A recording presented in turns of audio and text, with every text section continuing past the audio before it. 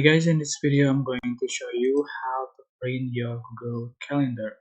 So open the Google Chrome and go to create icon in the top right, select calendar,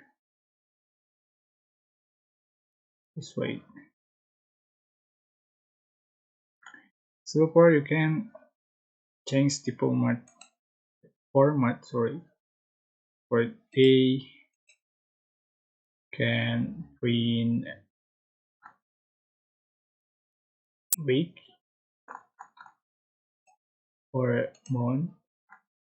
So for instance, going to select week and go to setting icon and select print. Okay, can select the format. Okay, just click print and okay, if you want to print, just click print. But if you want to save as PDF, just select the option to save as PDF. Just click save and yeah, just open on your folder. Okay, that's how to print your Google Calendar easily. I hope this tutorial was helpful for you.